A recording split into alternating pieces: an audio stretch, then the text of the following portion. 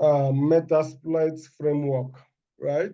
So what we are expected to look at today is Metasploit framework, although we will just look at the, we'll just do a brief look up on what the whole framework is, and then understand what it can be used for, right?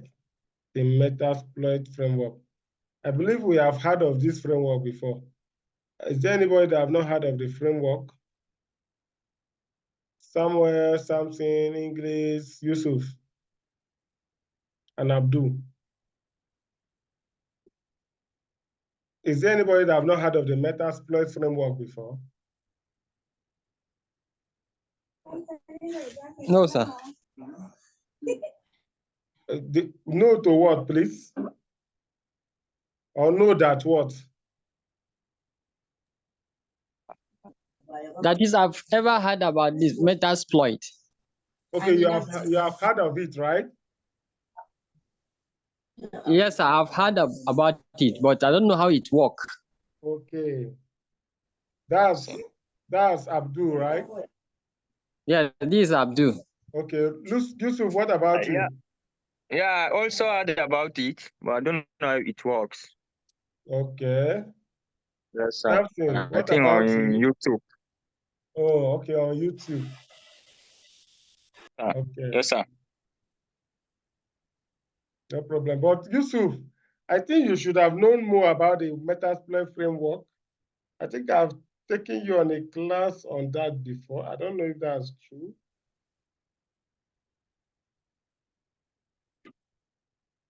Yusuf.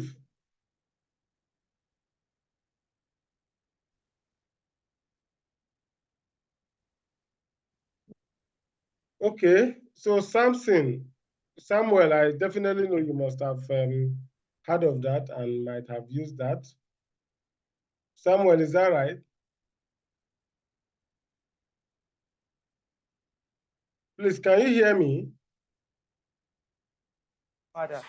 Yes, I can hear you, sir. Sir, we can hear you. Okay. Samuel, you have used the Metasploit framework, right? Okay, no, not yet, sir. Okay, not yet. Okay. Samson, what about you?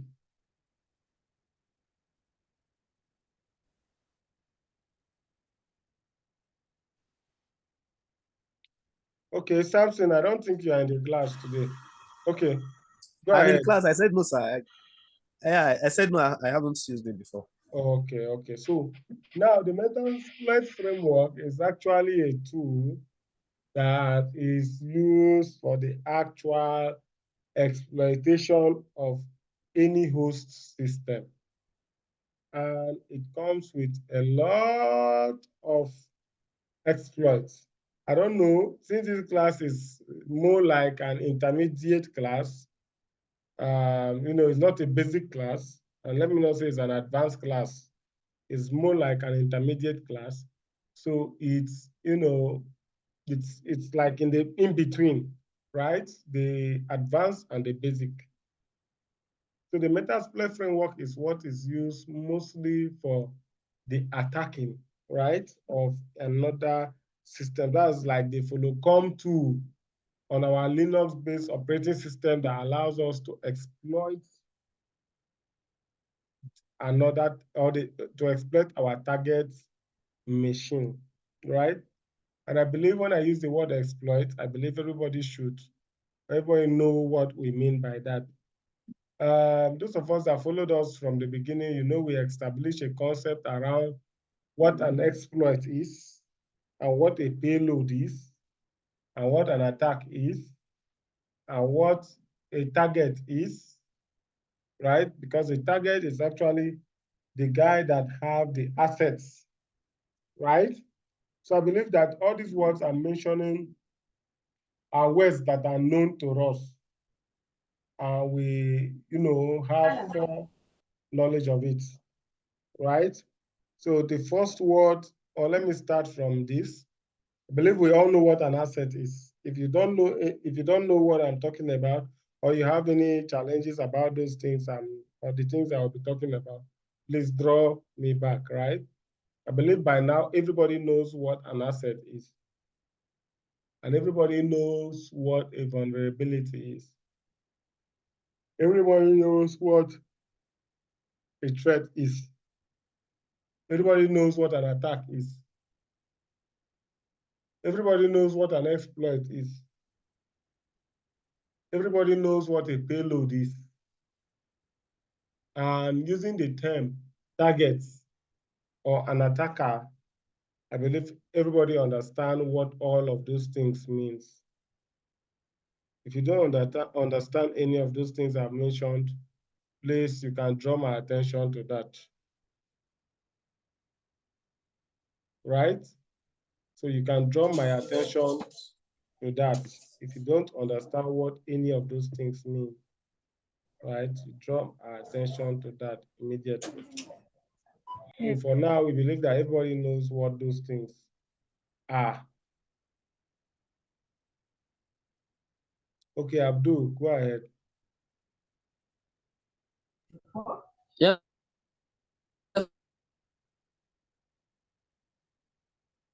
Sir, as you, I'm not clear on that exploit and that payload. Payload, exploit. Yes, sir, majorly. Okay. So exploit and payload. Now, what an exploit is the act of taking advantage of a vulnerability. So it is almost synonymous to an attack. Is that okay? Can you see? Yes, sir. Yeah. So yeah, I can hear you, sir. Synonymous to an attack. But it is called an exploit because it is the action that you conduct to take advantage of a vulnerability in a system. So the action itself is the exploiting. So if we carry out or we start firing something at our target machine, for instance, it becomes an exploit. So it is synonymous with the word attack because it is actually the action you are carrying out on the target machine. So a payload is what you are deploying after your exploit. For instance, a payload is the guy you are sending into, you have successfully exploited the system. So you want to send in something to be like your gateway into that system. That is what we refer to as the payload. So most times it is the payload that the target machine is receiving. It is not the exploit. The exploit is the actual act of, breaking into that system. Then the payload is like what you are deploying into that system. So for instance, if we look at the physical world now,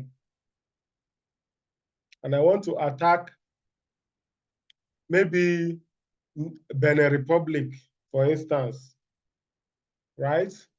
And I want to attack Benin Republic through the air. So my exploits now will be the aeroplane or the fighter jets that I am actually using or lifting from Nigeria to Benin Republic. That's the attack, right? Why the payload will be, let's say the missiles or the bomb I will be dropping from that fighter jets on Benin Republic.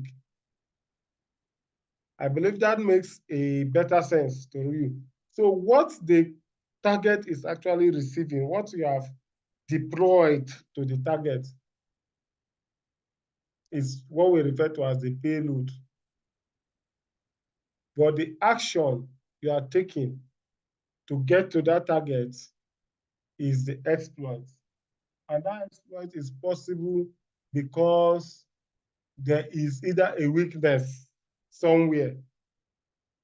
There's actually a weakness somewhere, which is what we refer to as a vulnerability.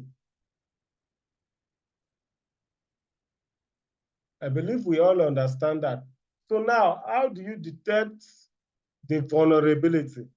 That is what we have been doing all this while. Mind you, we have been doing a lot of things, but we have not crossed our eyes and our T's yet. So it is looking scattered. But for you to carry out that attack, you need to, first of all, do your information gathering and discover the weaknesses in that target system, so that when you are actually deploying or carrying out your exploit, you will know that you are carrying out this exploit because the target system has this type of weakness. So just like we have told us, if you are, attacking, let's use the physical scenario we have used before, Nigeria and Benin Republic. Definitely, if you want to attack Benin Republic now, what you will need to do is, first of all, to see the possible information you can gather from Benin Republic. Because definitely you cannot just start attacking Benin Republic when you don't know where their most important assets are, where their government houses are. Imagine you want to attack Benin Republic and you're attacking the water bodies. For instance, one river that is in Benin Republic, and that is where all of your attacks are going to. You know that it makes no sense. But the moment you attack a building where their president is staying or is living, you definitely know that it makes more sense than just attacking a river in Benin Republic, right? So therefore, if we are attacking a country, we should be able to know that, okay, these are the important stuffs in this country, and these are the weaknesses of these stuffs. And those are the things that our pinging of the target system, our Nmap that we have thought of or we have run, these are the things that they make available to us. Because definitely if you run Nmap scan against a target and you discover that that target is, have a particular weakness, definitely it's for you to deploy, a machine, or to deploy, or for you to exploit that machine and then deploy a payload. So just understand the term from physical war and liken it to the cyberspace. So I believe you have an idea of what an exploit and what a payload is. Yes, sir. It's clear now. It's clear, understood. Okay. So today what we want to look at is the Metasploit framework. And like I told us, it is mostly used for deploying payloads and also carrying out exploits. Let me reverse that. It is mostly used for carrying out the exploitation and then deploying payloads. Is that okay? So most times it comes in the two operating systems that we have deployed. Let us note that I'm running two operating systems. One of them is Linux and the other is Ubuntu, right? So if I come to Linux and run this, let's say we want to look at the IP address of our Linux machine. So this is 194, right? So if we run net discover here, let's go to Ubuntu and look at the IP address of our Ubuntu machine. All right? So like I told us, most time Ubuntu is more familiar or more user-friendly than our Linux machine.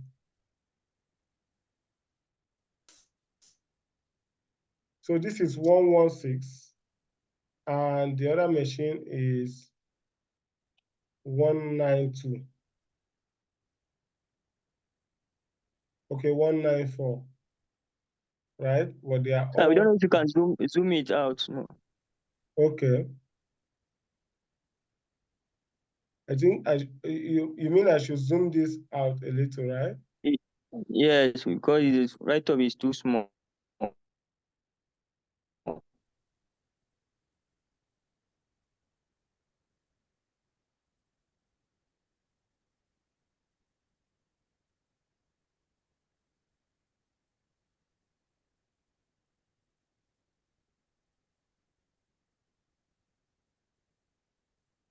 I believe we can see it clearly now, right? Yes, sir. Yes, sir. Yeah, so It's this okay. is the IP address here is 194. This is the network ID, just like we saw yesterday. And this is the IP address 194. So if you come to the Ubuntu machine, right, it is the same thing you are seeing here for the network ID, but this is 116. And like I told us yesterday, if you run our sweeper, just like what we learned yesterday, definitely you know that it will pick all the IP that are connected or that an IP has been assigned to on this network. And most times it will be between 1 to 254. So if you have .1 here, .2, .3, .4, whatever until .254, you can have that here,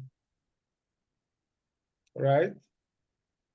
So let's look at the Metasploit framework, right?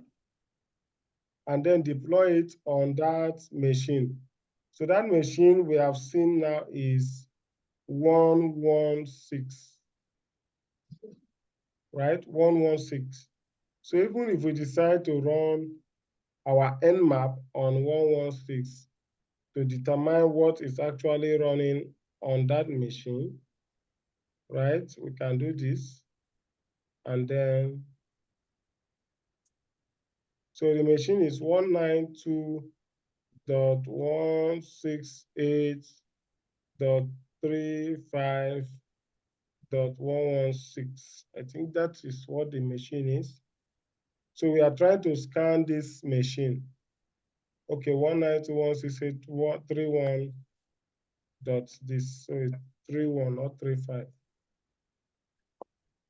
Right? So we want to scan this machine with nmap, right? So these are the steps actually you use in hacking, right? First of all, if you don't know the IP address of whatever you want to hack, you resolve it, maybe based on the website, and then determine what is open and what is closed, right? Okay, so we can see that, okay, the port 8 is open and it's running an Apache 2 point whatever, 2 point this, sorry, right? It's running this Apache, right, on port 80. What's happening?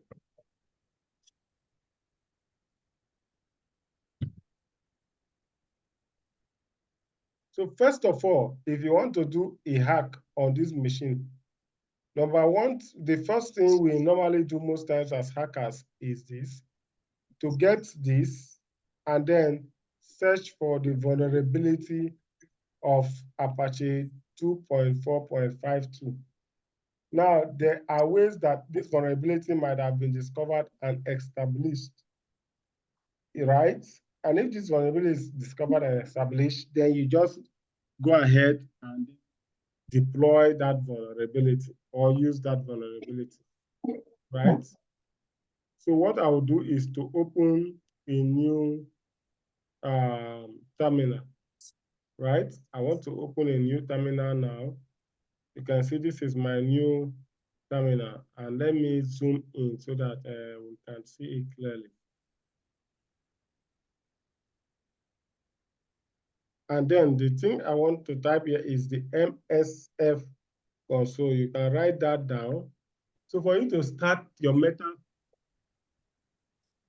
you type MSF console. So Metasploit framework console, that's the M. So Metasploit S is for exploit. Meta is M, exploit is S, then framework is F. So you want to navigate to the console. So when you type this and press enter, it will invite or it will call the MSF console, the Meta framework page, right?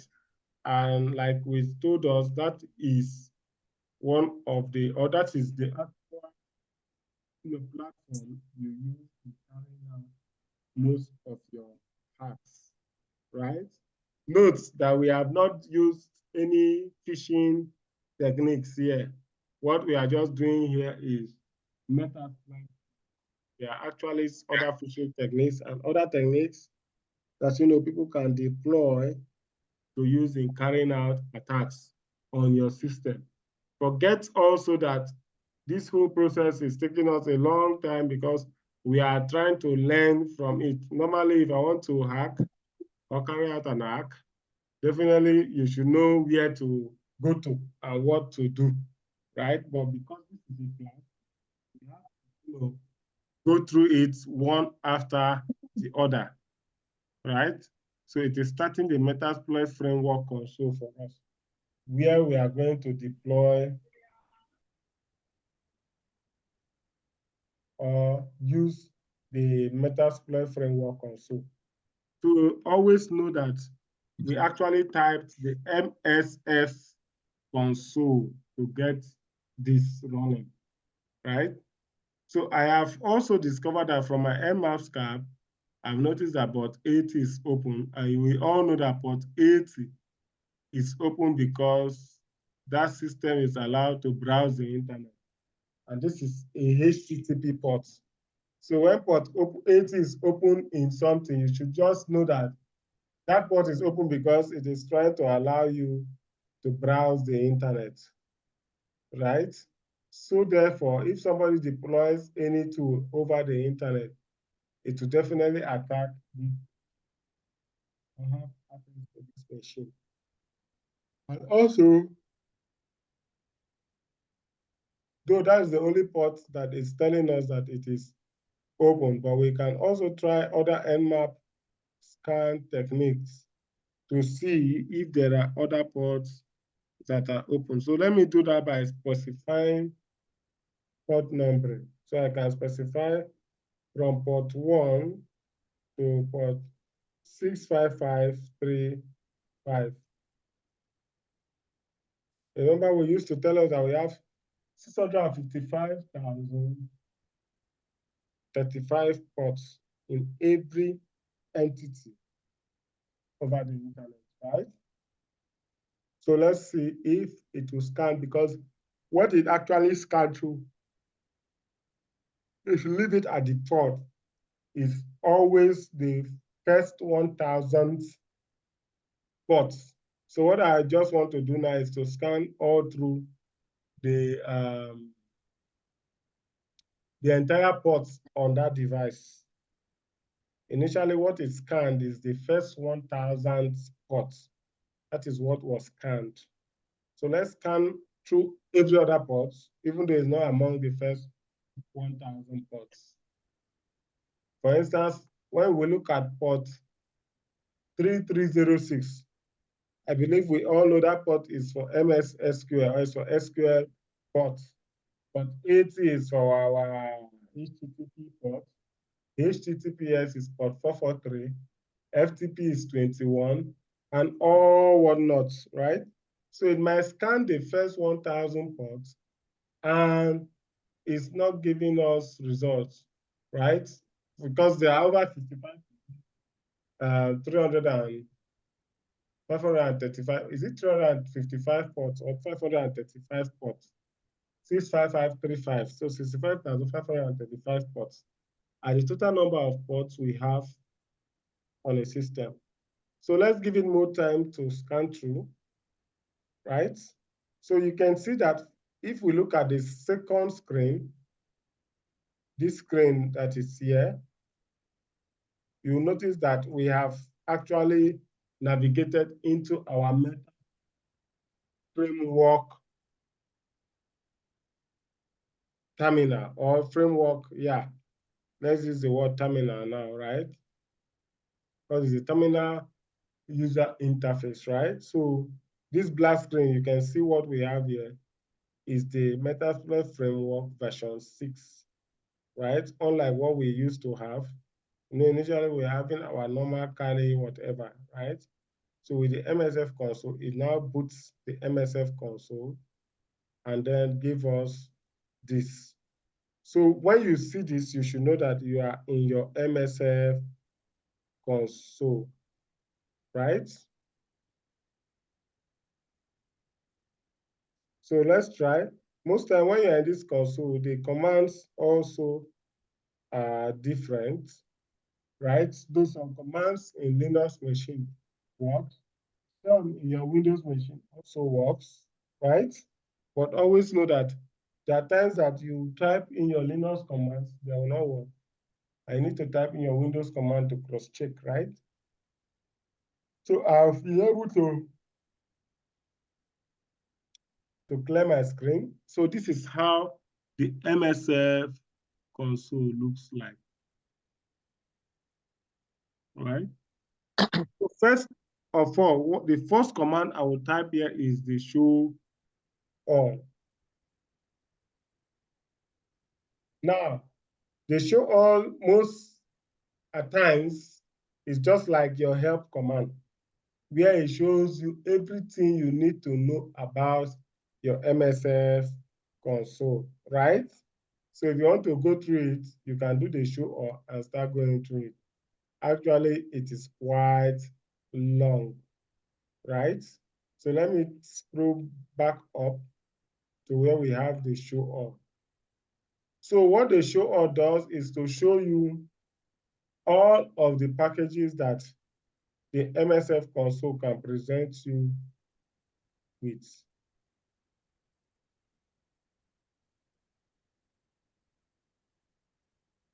All parts of your system that the MSF console can present you. So just like I told us the other day, you know, definitely when you say it will tell you that it has over 3,000 payload, over so and so thousand of exploit, I think over 7,000 exploit. So these are the things that are going to be shown when you do the show all command, right? So first of all, it arranges itself into encoders. So these are the encoders you are going to see, right? So if you want to know what encoders are, you can actually, I don't think it's here. You can actually Google that and see what encoders are, right? So encoders are just like things that you hide some information, or some information have been hidden inside of them, right? So you can actually make use of that. So those are what encoders are, right? So it is broken into several groups, just like we have payload, exploit, and all whatnot, right? So you see exploit, we have exploit here, right? So an exploit module execute a sequence of commands to the target, yeah, right? To target a specific vulnerability found, right? So we have auxiliaries, we have post-exploitation, this and this. So encoders are not written here though, but you can still do a research because encoders are more like, you know, things that, you know, encode or try to hide some information about a particular thing for you, right? So that is that. So it starts from encoders and moves to NOP generators, right? So we have the NOP generators. And NOP generators, I don't know, let me see if it's captured the NOP generators. So an NOP generator produces a series of random bytes that you can use to bypass standard IDS, right? So you can use that to bypass standard IDS and IPS. IDS stands for Intrusion Detection Systems, and IPS is Prevention Systems, right? So you can use that to bypass this, right? So those are what NOPs are used for. So it gives you several NOPs and then exploits, right? So these are the several exploits that are available. Now, exploit that you see with green, aligned with green color, you should know that these are exploits that are recently found and people are using them, right? You can see this one is excellent, great, and all of that. So these are exploits that are recently found and people are actually making use of them. So if you have an exploit to use and it is great or excellent, definitely you should know that, okay, this exploit will definitely, go through, right? You still have exploits that are good, and other listings, right? So you have.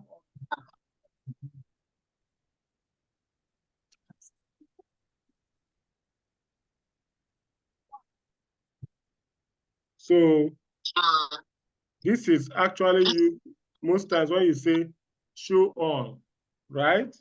So you can see all the exploits and the year they are discovered are also written here. So you can see an exploit that is discovered in 2018. So you can see an exploit that is discovered in 2022, 2013, and all whatnot, right? So just like we saw in our exploit database. So that is how Metasploit also have chunk of exploits that you can use. So, like I told you, exploits can also, we can also, use the word attacks, right? Because most times when you want to attack, you use the word exploits. So if I have a target, if I target a machine and I want to get into it, definitely I will make use of exploit. I'll just type the word exploit and it will start exploiting it, right? So these are our exploits. So if you move down, it will, okay, this is now payload, right? Let me look from where. Okay, so this is now payload, right?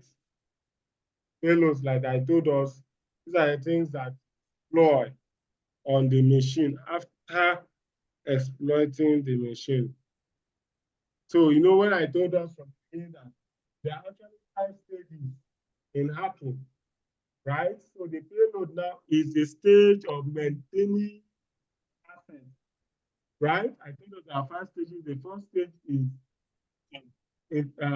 information gathering, which is reconnaissance. The second stage is scanning, where we used Nmap. Remember, information gathering, we can use ping, we can use other devices, other means, like maybe going to website. I don't know, maybe let me give us this now. I don't know if we know of these sites. Has anybody heard of the website OSINT framework before? Please unmute your mic. No, sir. No, sir. Okay. No, sir. So let me give us this as a tip, right? Okay. So the OSINT framework. Now, this is where we actually get all that you need about anything. OSINT stands for Open Source Intelligence, right? And this website, write it down, please, osintframework.com, is a website where you can use to do all of your open intelligence investigation. So most times, I know that when, just write the website down, go and read about it. I definitely know that even if you don't gain anything from this class, definitely this will serve you better. This will be like, how do I put it now? Like the camel's back, right? That you have gotten. So please write the website down, OSINT framework. So whatever information you want to gather about any person, any entity, any email address, right? You can come here and do that. So if I get your username and I want to, you know, do an intelligence gathering about that username, right? So I can come to username. These are all the places I can get access. This is a username search engine and this. So these are all the username search engines we have. Specific sites. So if I want to search it on a specific site, I can use that username here. If I want to search for your email addresses, these are all the websites we have for email address searching, right?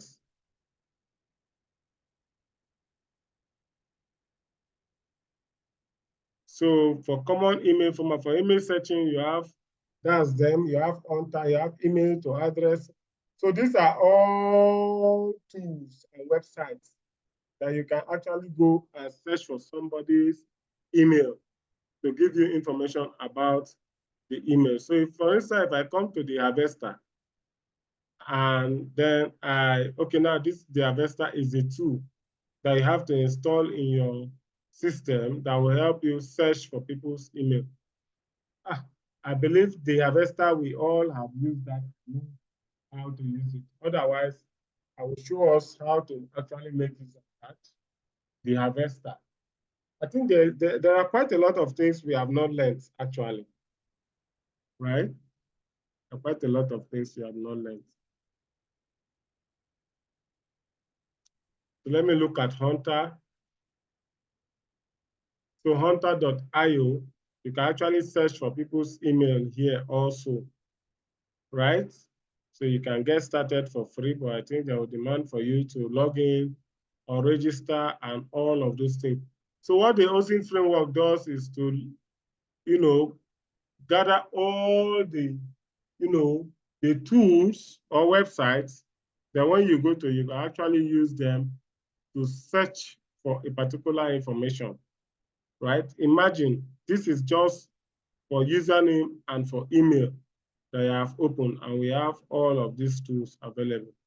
If you want to search for domain names, you can come here and start searching for domain names, right? So these are all tools that you can use to search for domain names. This is actually you having a chunk of the kernel back, because by the time you start opening all of these tools, definitely you will know that there are some things you should know that you don't know, right? So if it is a domain name, you can actually use any of these tools to do that. I want you to use these tools on your own and actually, you know, see how they work. So for instance, if I try google.com, for instance, so you can see all the IP addresses that Google is using. I have them all here, right? So these are all the IP addresses that Google is using. This is the IPv6 addresses. Sorry, sir. Sir, I'm not seeing. I'm not seeing your screen. We just this. The interface is Kali. Oh wow. Yes, equally too. I'm not seeing the screen.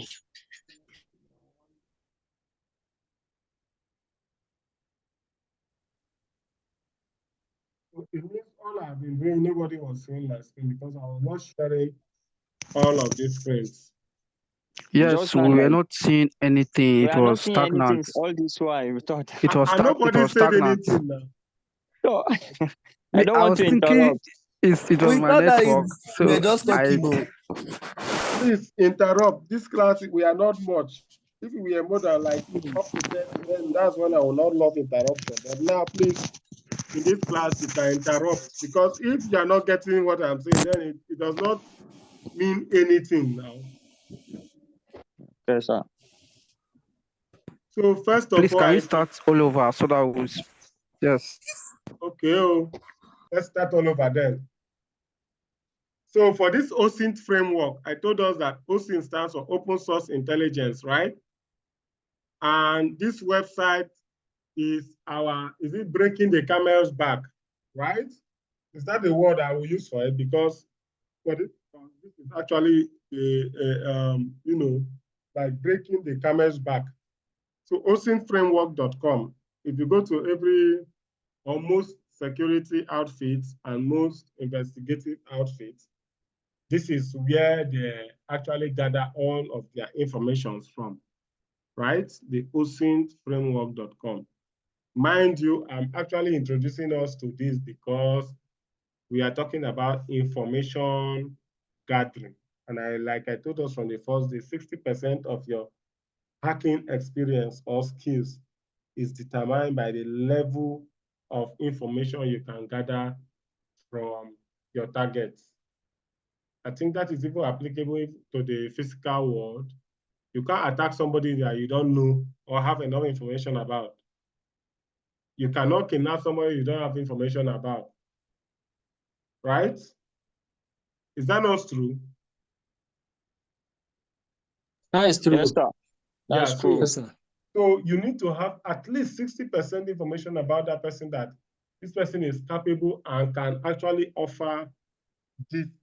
Or if I hack this system, the system belongs to some data. Do all the stress on somebody that does not, you cannot go and kidnap a madman, for instance, or you cannot go and attack a madman, for instance, or rob a madman, for instance, right? So 60% of your skills as a hacker is dependent on the level of information you can gather, right? And that is why I am introducing us to this tool. This tool is one of the tools that almost all of our security outfits make use of them to get whatever information they want to get. So it is the osintframework.com. You go to that, just type osintframework.com on your website or on your browser, whether it's on your phone or your system, right? So when you type that, you notice that you just see just this, the osintframework.com. Don't think that there's nothing there. So on this box, you just click on it. It will open to other, tabs, right? Where you can see other things. So if you want to search, if maybe the information you have about a person is the person's username, for instance, you can come to username and search. If it is the person's email address, that's the only thing you know about that person, you can come to the email address and search. If it is the domain name like www.google.com, you can come to domain name and search. If it is the IP address of that person or MAC address of that person that you have, you can come here and search. If it is the image of the person, right, you can come here and search. If it is a social network, maybe you know that this person always uses LinkedIn. You can, so there are so many tools you can actually make use of here, right?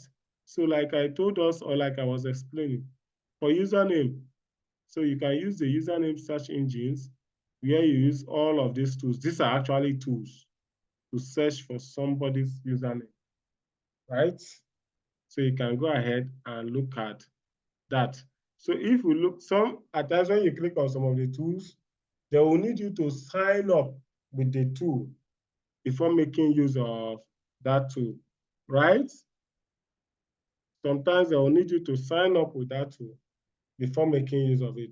So I want to do name check for PWD. Definitely, I don't have anything about this, so it might not give me any information, right? But I'm doing a name check for the username PWD to see what I will have, right? So you can use any of these. These are all tools or linked to several tools, right? These are what we have here. Then specific sites, you want to search for that username in a specific site. So these are the various sites that they have, added here for us to search. So you can go to Tinder. Those of you that have been using Tinder, you can just click and go to Tinder and then search for a name. You can go to GitHub also and search for a username, right? So what they just did was to have, cumulatively collect all of the tools that you need to use for information gathering and then put them together, right? So those are the things we have here for usernames. Then for email, We also have several tools you can use to verify or check for people's email, right? To know if that email actually belongs to them or not. So you can see for this thing that they are saying, are you looking for someone? You have to log in. So if I log in now and I tap the name of that person, definitely I'll get it. I don't even know if I have this account, but if I log in, you definitely see that I'll have it. So P1D, I've searched for P1D. So what are they giving me? So check over this and more this. Okay, so there's nothing about P1D that you can get here, right? Otherwise, it will just tell you that, okay, P1D is this and that. Or let me just, okay, find this. So let me look for cyber space. Okay, for cyberspace, let me do this and do this.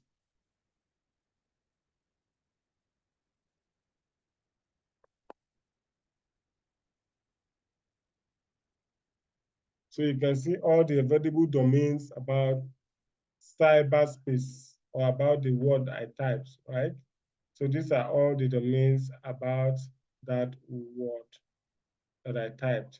So you can see even from here, you can know whether, okay, if I want to register the word cyberspace in any domain, what and what and what are the ones that are registered and the ones that are not registered, right? So you can see somebody have, registered for all of this.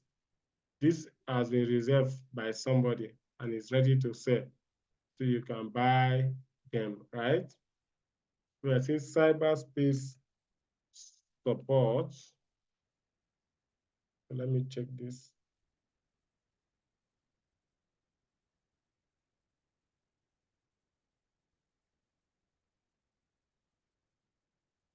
So you can see that this is ours and it has been registered, right?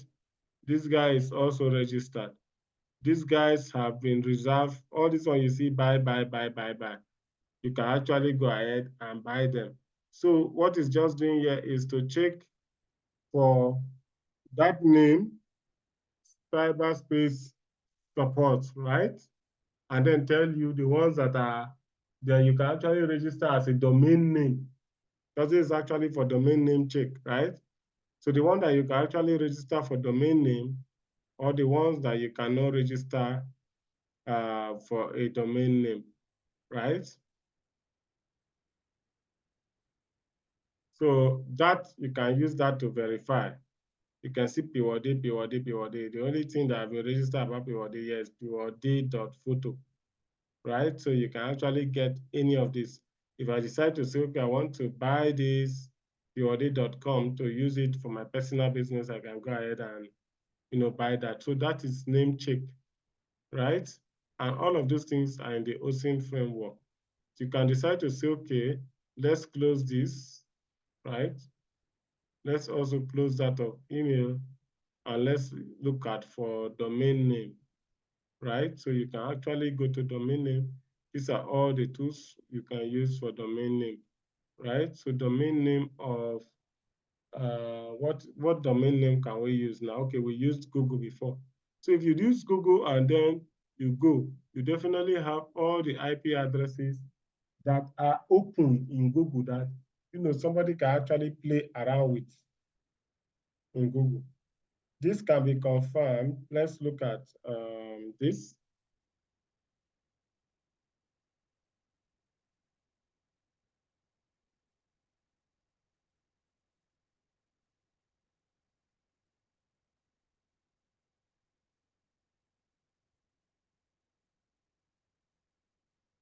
If we say ping,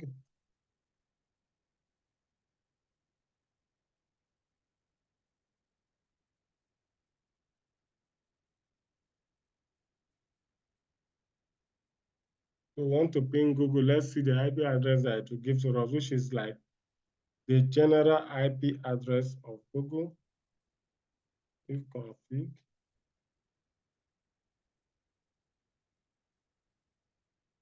Okay, yeah, so it's pinging.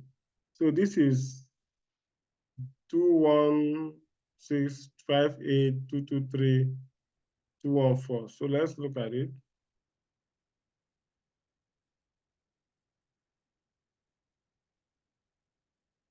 So that address is not here, but definitely you can actually make use of any of these address in Google, because these are several addresses in Google. So let's also do that and then check all of these guys to see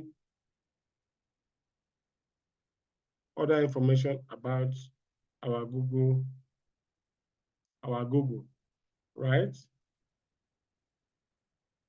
So it's still loading. So definitely you can do the domain doxia for a particular website to get the IP addresses of that website, right?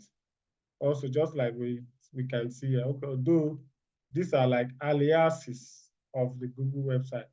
An alias is like, you know, a guy name, right, of that particular website. So a guy name can also be used to attack the website. So these are all the guy names, all the aliases of our Google machine, right? So these are the things that this helps us to achieve. You can actually look at several other tools if you want to look at, you know, MAC address or IP address. If you have the MAC address or IP address, you can look at the geolocation of that device. So Max Mind is there for you to use and look at the geolocation of an IP address.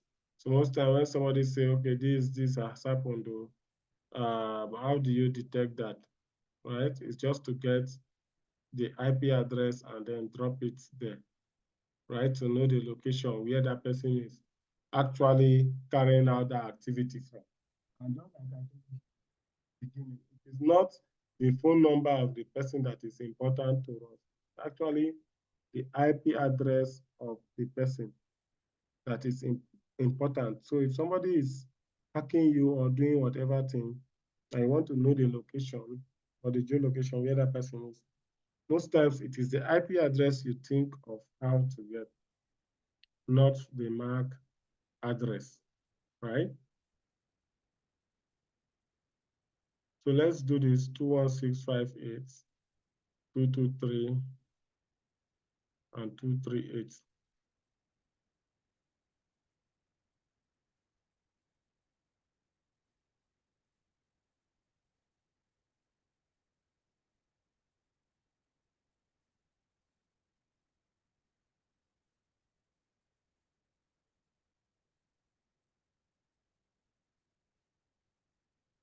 Two two three two three eight 223.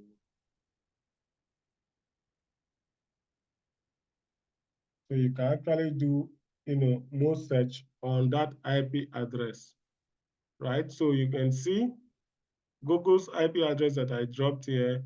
It is actually giving me information about the IP address. This is in Florida, United States, North, you know, the network range is this, right? The postal code is this, the latitude and longitude where that IP address is. But please, most times when we are using most of these tools, let's actually use them on networks that we have permissions on, please, right?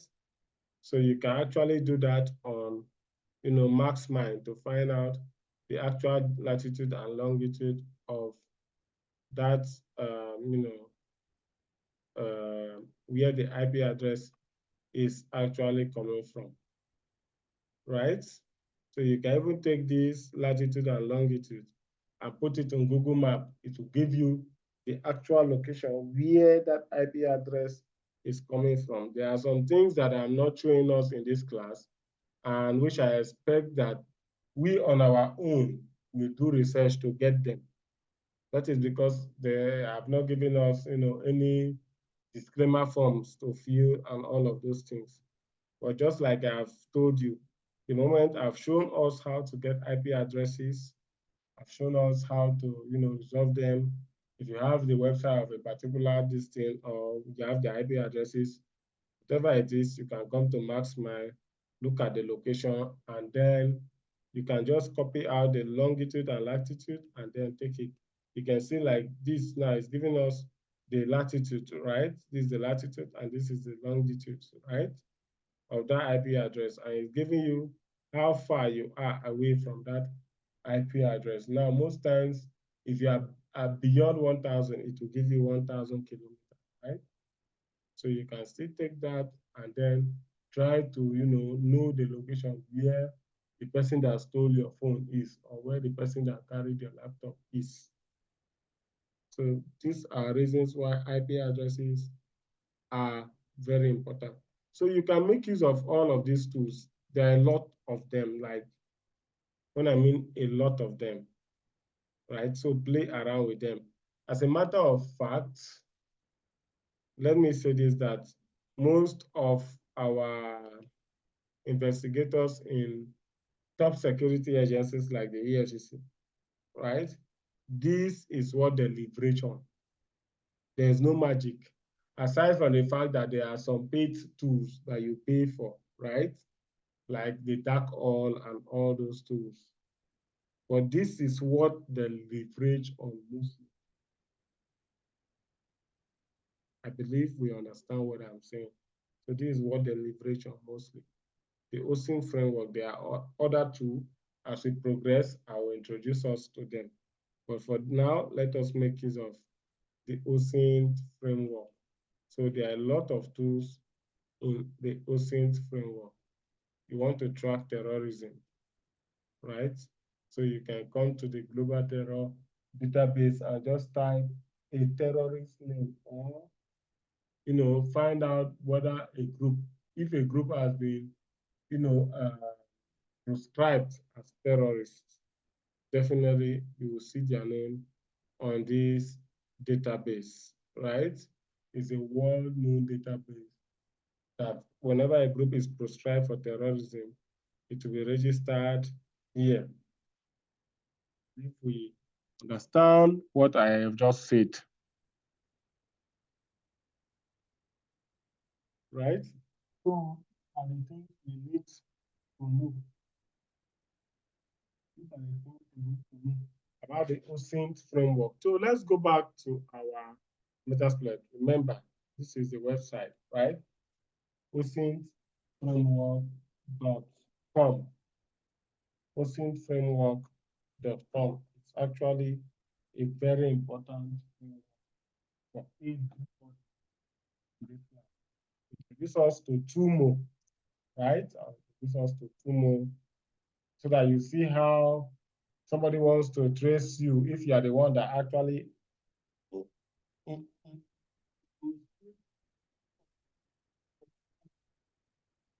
I will just be posting things anyhow on Facebook and on Twitter and WhatsApp. So if they want to trace to know who actually was the first person that posted that tweet or posted that information, right? There's a tool for that, right? So there are other tools also here you want to check for telephone numbers of people, right? But I think the problem we have with these telephone numbers for now is that the Nigerian phone, whatever, has not been included here, right? But for other callers or other phones from different countries, we have them here. How to validate phone numbers, how to check who a caller is. Let me check if there is true caller here. Okay, I think we have true caller here, right? Just like our normal true caller is, right? So you can actually put in a particular phone number and then 38118 to know who the person is, right? So you can actually do that. So the Truecaller wants us to accept or install it. Let me accept the cookies.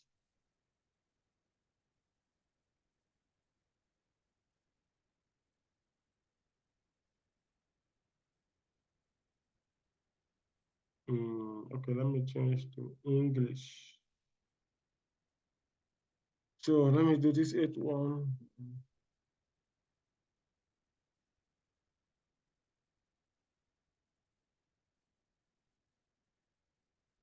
So normally it looks through Truecaller and tells you who that person is, just like our normal Truecaller works on our phone. So it is also included here for you to know who the person is and other information concerning that person, right? So there are a lot of tools actually here that we can use. Now, this is information gathering. This is not scanning. For scanning, just like we told us, most times we use tools like Nmap to scan. You can also use your Metasploit framework to scan, especially when you want to use the auxiliaries. For right now, we have shown us, exploit payloads, encoders, and what, right? But we also have auxiliary scanners here that will allow you to perform the same thing or almost the same thing like what Nmap can do. Because Nmap, just like we know, can scan,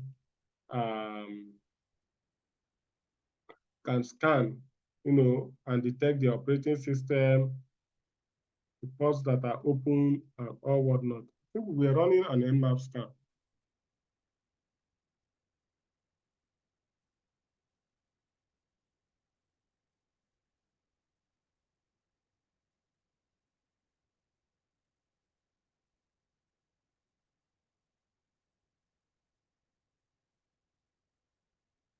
We're running an Nmap scan.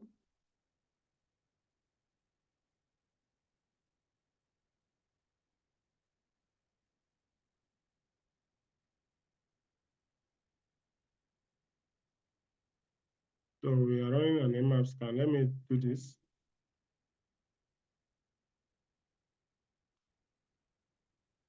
So let our Nmap scan run. I want it to run the complete, ports that we have there. Though it's going to take a little time, but let's wait for it to come up, right? On 116. So what we are just doing now is we are firing this machine. That's what we are doing because this machine is 116.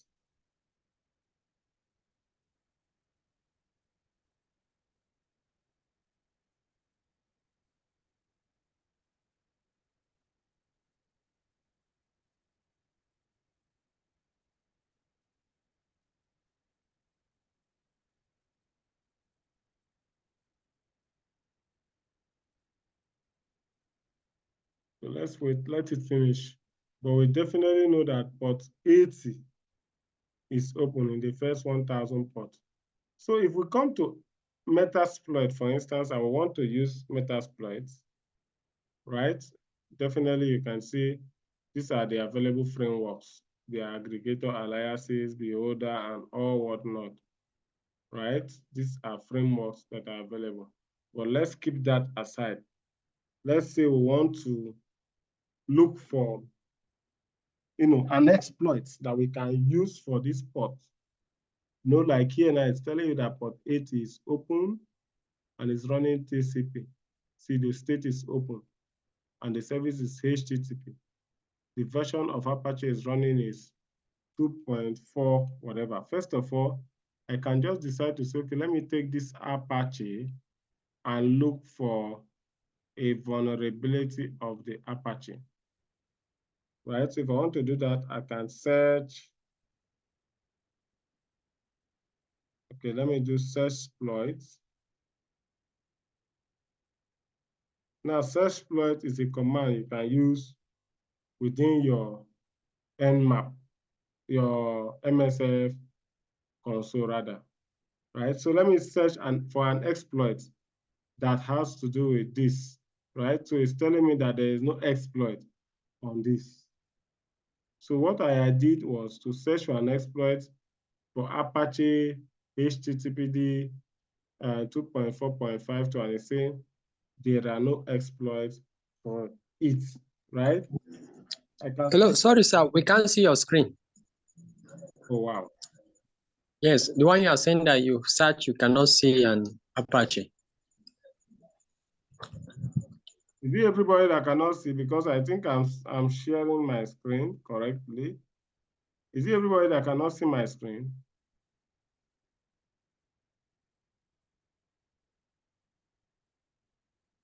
Is it everybody that cannot see my screen? What can you see on my screen, please? You can see two You only terminals see this Apache HTTPD 2.4. in the WhatsApp highlights. Yeah. Okay, where I am like this screen I've highlighted, you can't see it. I can see the screen you're highlighting. Yes, so what I am just doing now, is this somewhere that spoke earlier? Or Yunusa? Just now, Yusuf? Samsung. Okay, Samson. Okay, but you can see the both screen now. This is one screen and this is another. Yes, sir. Yes, sir. Okay. So what I just did was to have come here, since it is telling me that port 80 is open here, and these are the information it's giving me about port 80. But normally this port 80 has to be open because it is where the system communicates with the internet. I hope we all know that. Your port 80 is always open because that's the port that your computer system connects with the internet. But this is the information it is giving me about port 80. One is telling me that port 80 is open, which means I can fire in to port 80, right? And now it's telling me that port 80 is running HTTP. And the HTTP that is running is an Apache enabled HTTP. Now it's giving me this. So what I just did was to search on Metasploit, which is this screen now, whether Metasploit has any exploits that has to do with HTTPD 2.4.52, which is the same thing that I have found here, right? And now Metasploit has told me that it does not have any result for that. So what I'll do now again is to search for Apache HTTP. Let me just assume that I don't know the version and let me search, right? So you notice that it has given me some information. Now I did not put the version, so it gave me information. So therefore, if this machine was running a lower version of that Apache, it definitely means that I might be able to have an exploit on Metasploit framework that I can use. For instance, now, these are several, or this first one now is an exploit for Apache HTTPD that can cause a denial of service. The second one also denial of service. The third one is for me to list out information, right? And it will provide a text file for me to list out the text GDI directories, right? The fourth one is this Netscape server to enter into a server. If this was a server, right? Remove user disclosure, remove denial of service, crash the system. So these are all exploits that I would have been able to perform if this version was lower than what it is now. Because like what I did in my search exploit, if you notice, I searched and added a version, right? And it told me no results. Now I search again here. Now I'm searching for exploit. Exploit is just like you are searching for the tool to use. Whether you want to use a catapult or you want to use a rifle or you want to use a machete, right? That's what I am actually trying to do now because I've discovered that the state, this guy is open at port 80 and this is the service it is running, HTTP. And this is the version of the service that is running. So I'll just come to my Metasploit framework and search. So it means if this guy has been updated, it means the vulnerabilities have been discovered on the lower version that have been fixed. For instance, this is the last version that was fixed, 2.4.23, right? So if this guy was running on 2.4 point something less than 239, it definitely means that I can decide to use this exploit to cause a denial of service. You can see they have several versions here, right? 1.3.x, 2.0, 2.0, 2.0.52. Then if you look at it, the latest one is 2.4.23. Why this one is .52, right? So it means for this now, for this machine, this particular machine that is running and is open here, I cannot get an exploit here that I can actually use to fire on this machine. But if maybe I have something like 2.4.52 here now on this Metasploit, it therefore means that I can use that to fire on this machine and I will get something out of it. I believe that makes sense. So that's why most times you see when I tell you update your machine, or yeah, when there's an update, always update it.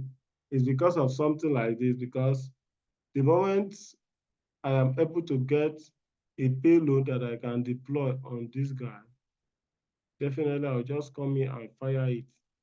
And that is all for that machine.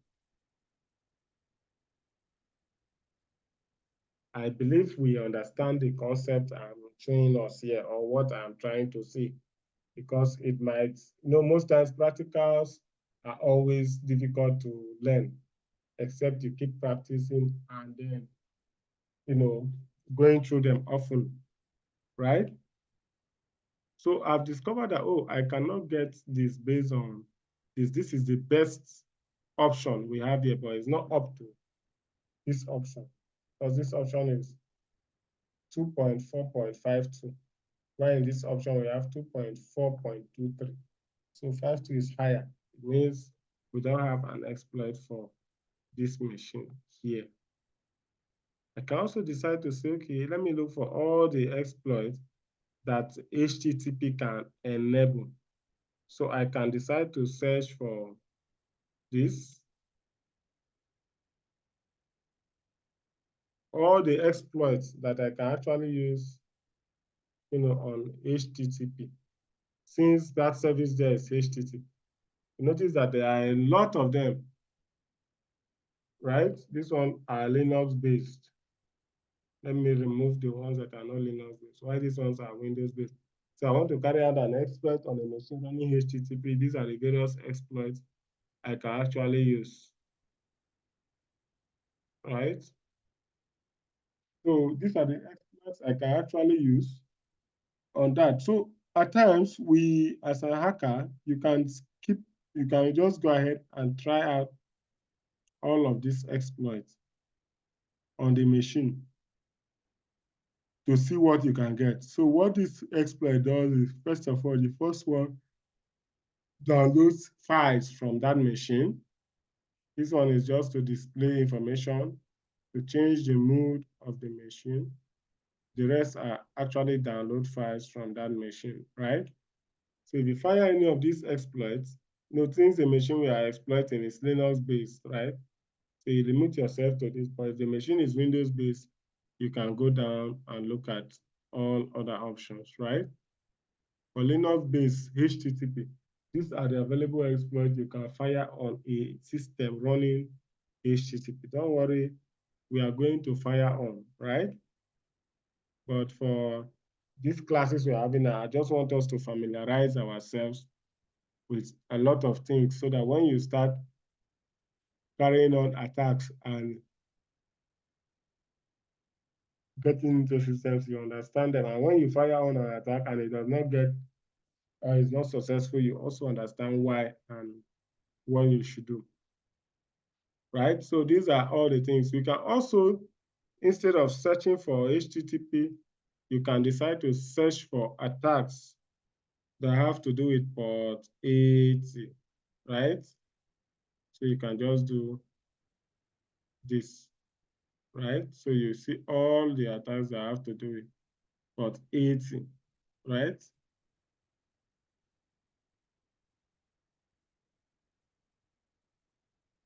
So these are all the attacks that have to do with port 80. So you can search for port 80. Since this is port 80, it's running HTTP and this, right? So most times for your attack to be successful, first of all, the service running, you have identified that that port is open. Fine, the door is open. So what can actually go through the door, right? If the thing that can actually go through the door is a human being, the version now is like, what age is the human being? So the fact that a door is open and you want to go in, and you know that it's only a human being that's allowed to go in through that door, and you go and get somebody to come and go in through that door, and the person is not up to age, definitely the door will not accept that person. That doesn't mean that it is not a human being that is trying to enter the door. So that's just what we have been able to do here. So what we had also been able to achieve is to determine if this person is a human being, what are the exploits that can be used? If this person is up to 18 before you can access this building, what are the exploits that can be used on that person? So that is what we have just succeeded in doing on our Metasploit framework, right? So that is how you identify, a machine and what is running on that machine, right? So on all the port scan, it still give us 8, right? So, but there are other machines we're going to scan. Maybe when we want to do our exhibition, we scan a machine that is dedicated for this service, and then see how you deploy an exploit to that machine, right? So those are just the things we need to know on Metasploit. And just like I told us, you can actually type the help on Metasploit to give you other options on how to make use of your Metasploit, right? So if you type help command, it will give you all the commands you need to know about Metasploit. So Metasploit is different from our Linux machine, right?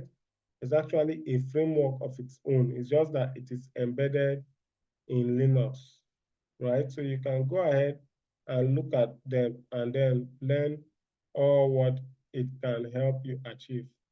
How to kill jobs, how to create jobs, how to create a database, and all whatnot, right?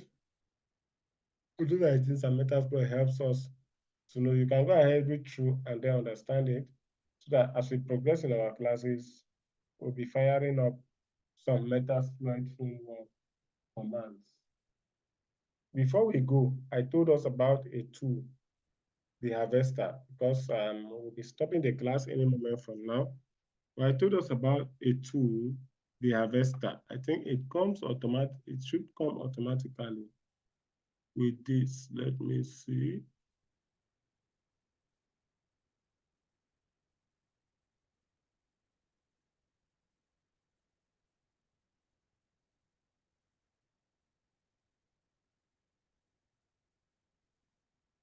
So even if it does not come,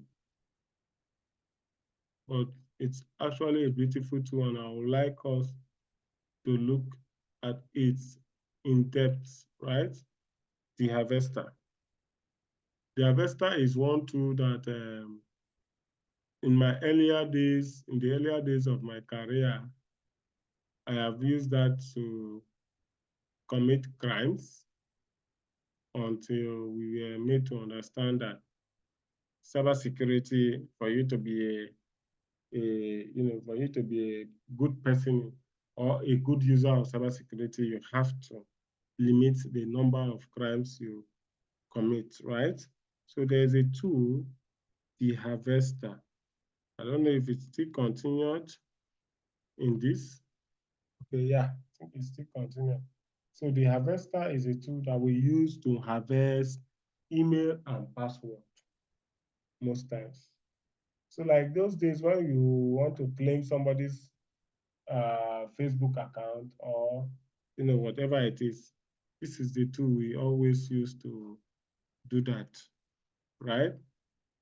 It's one of the tools we use to do that. So if you want to use the tool, you can do the Avesta dash. I think domain is to specify the website you want to get the information from. So let me use google.com.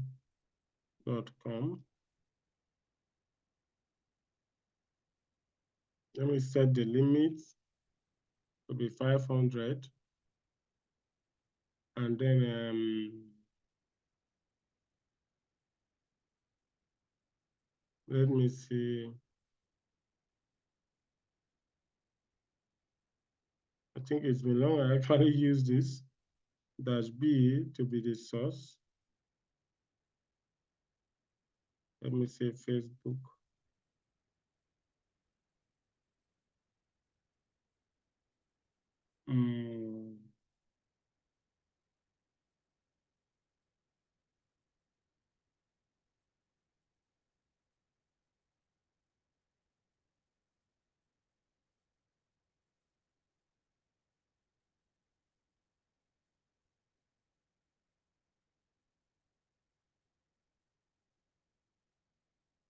Okay, let me run this and see. I think there are some of the syntaxes that I've actually